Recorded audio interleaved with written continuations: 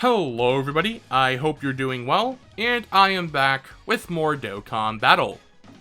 So I am a little bit late to the party with this, but we do have information on part 2 of the 350 million download celebration.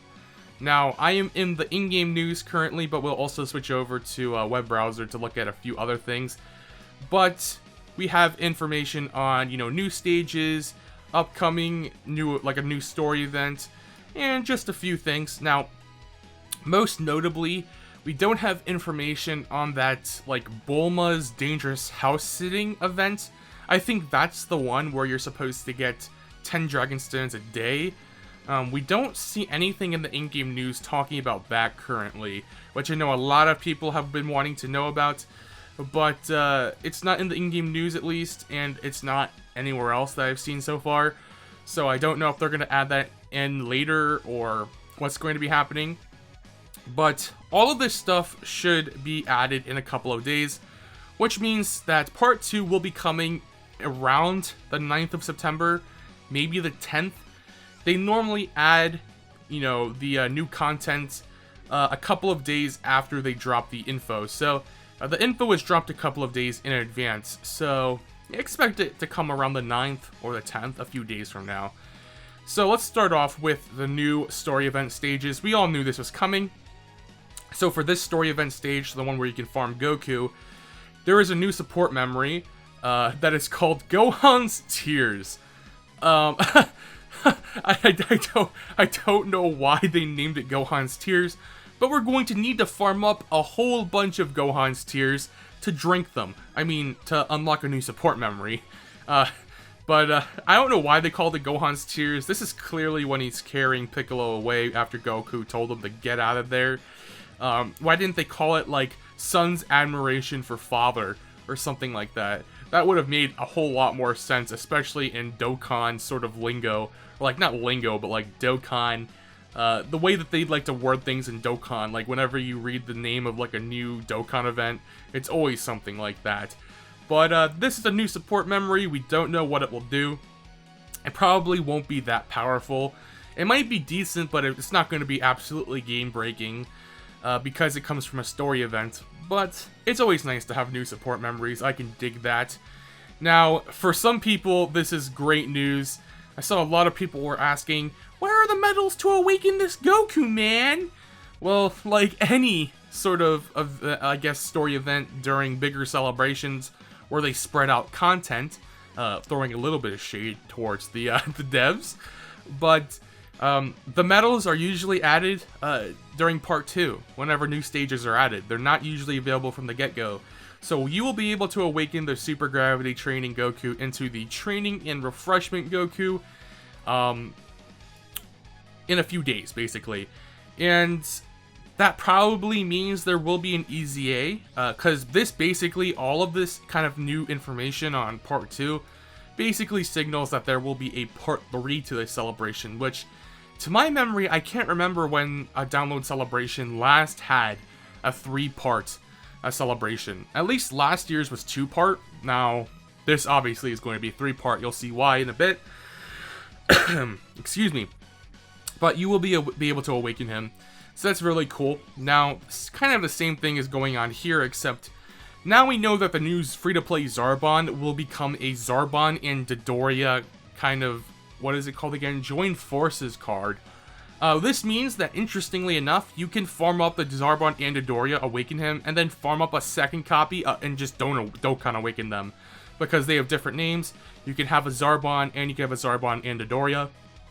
Now, the SSR Zarbon isn't the best, but this is by far the best sort of standalone Zarbon card we have in the game. So, it's probably worth farming up his SSR as well. Just, SA10 him, unlock his paths. Don't have to invest orbs into him. But, yeah, you probably want to be able to do that. They'll be the best linking partners with each other. Zarbon and Dodoria is pretty cool. And the medals will be coming, just like the other medals for the Goku during part 2. So this was expected. Well, at least at their awakening. This was a little bit disappointing for me, honestly. I kind of was hoping that it would be a transforming Zarbon, but maybe that's more of a hint that they might do more Planet Namek stuff in the future.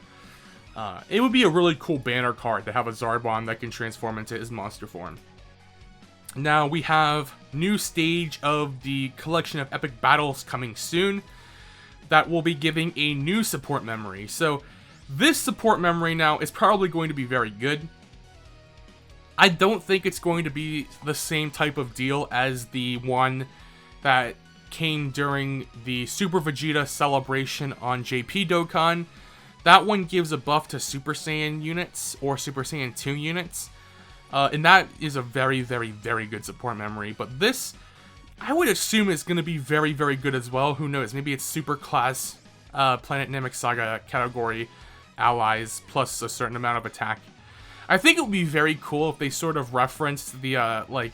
Remember back in the day, everyone was like, how much stronger does Super Saiyan make you? And every single source of content that I remember reading as a kid was like, Super Saiyan is a 50 times multiplier on their power level, and then, you know, Super Saiyan 2, I believe, was 10 times a Super Saiyan, and then Super Saiyan 3 was 4 times Super Saiyan 2, or something like that. I don't remember how that went.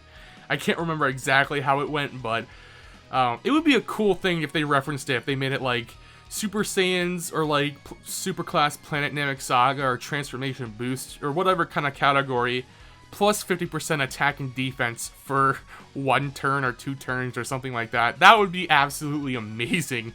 That would be a really good support memory. But new support memory is always nice. New stages, more stones, very cool stuff here.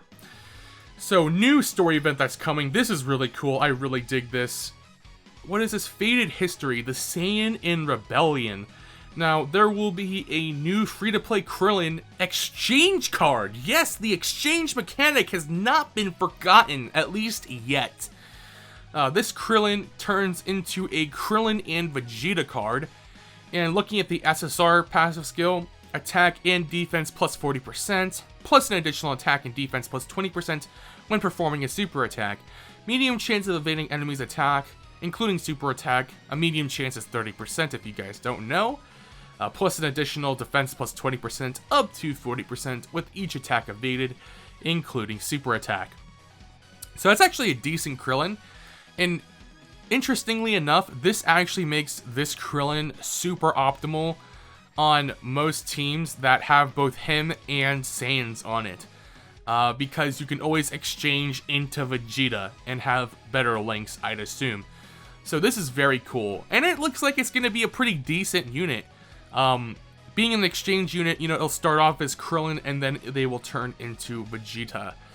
But, again, it'll be another one of those units, too, where you can farm up the SSR, Krillin, and then you can farm up the copy that you awaken, and you can invest 10 potential orbs into for the Krillin and Vegeta. So that's very cool, very exciting.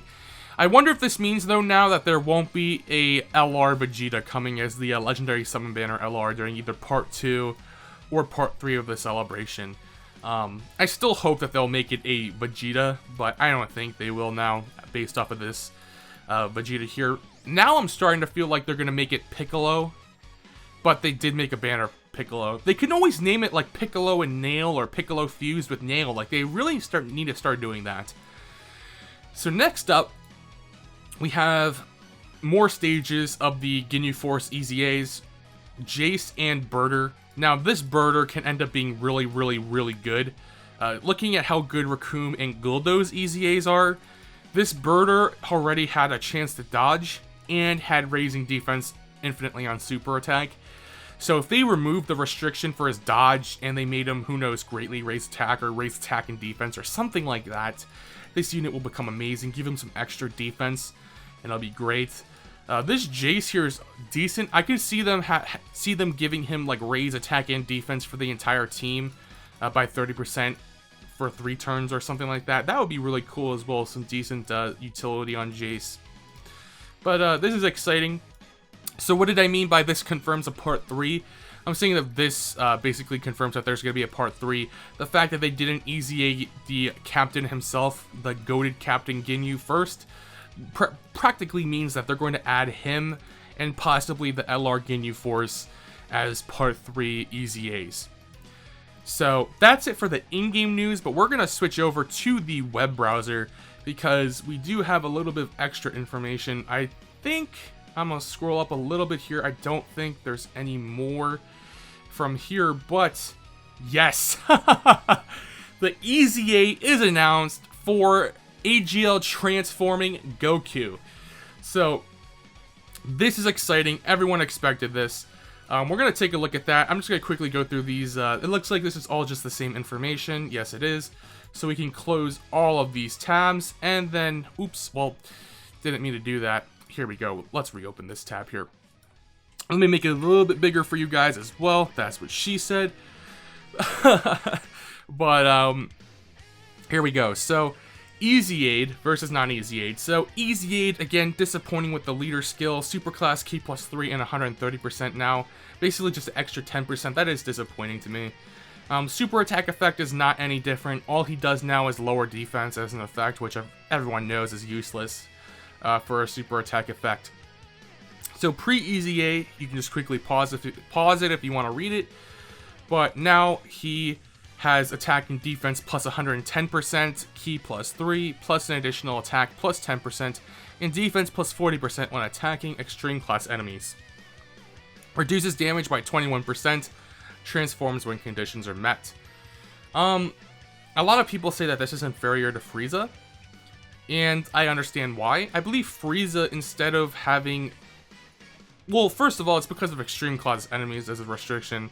I think in general there's more super class enemies as a so this could be a bigger deal. I'm hard pressed to say that this is a bad thing, but I can't tell because I don't actually have Frieza, well, yet, but the damage reduction is going to be huge now, especially with the fact that he has higher base defense.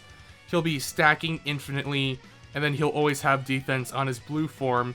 This damage reduction is a pretty big deal. He'll be a very nice tank. But now going throughout it, when he EZAs, you know, it'll just have a bigger base stat buff. Then they'll switch this from attack plus 10%, defense plus 40% to attack plus 20%, defense plus 30%. Then you can assume that it'll do the same thing. Now we're just 30% attack, 20% defense, 40% attack, 10% defense. And then again, plus 10% to the attack and defense by default. And then boom, we hit Super Saiyan Blue, where he will raise attack and defense for one turn, and then great chance of stunning the enemy. Great chance is 70% chance, so that's very good. He'll be incredible for Super AGL Extreme Super Battle Road. This is big. Super AGL can be pretty annoying for Extreme Super Battle Road, so that's great to have a great chance of stunning. But, attack and defense plus 150%, plus an additional attack plus 50% when attacking extreme class enemies, reduces damage received by 25%, Ki plus 12, and performs a critical hit once only. So the Ki plus 3 permanently is always nice. As you know, you always want to super attack with the transforming units, especially in a Super Saiyan form. You know, the first 4 forms or so, you want to always super attack, and then now we always have that raised attack and defense for one turn. So with that 25% damage reduction, the extra defense, he will be an incredible tank. Now, why is he not as good as Frieza? It's because of his links. Now, let's look at his Super Saiyan links. All in the Family, Golden Warrior, Super Saiyan, Experienced Fighters, Kamehameha, PFB, and Fierce Battle. Now, all of these links are fairly decent. All in the Family is a little bit niche, but the rest of them are very good. Well, also, I guess Experienced Fighters can be a little bit niche, but Super Saiyan 2, does his links change? No. But now, Super Saiyan 3, he has to get Limit Breaking Form, which, you know, is inferior to, what is it, All in the Family. But then his links change again in Super Saiyan God, where he gets Godly Power, Warrior Gods, Shocking Speed, Over in a Flash.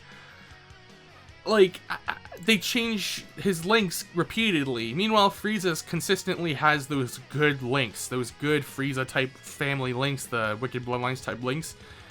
This is just, you know, this is tough, because, you know, he transforms, all of a sudden he doesn't link as well as he used to. So that will make him a little bit more inconsistent. But still, he should be a very good EZA. And for most of you guys, you probably have him at high dupe counts. So this is going to be great for everybody, including myself. I have them rainbowed, so we'll see some rainbow showcases. But other than that, this is what we know for part 2 of the 350 million download celebration. It should be coming before the banners discounts go away, the 3+1, so expect those 30 plus stones coming from the EZA as well as those other extra stones. But anyways, guys, that's going to be it from me. Thank you guys for watching, and I will see you guys in the next video.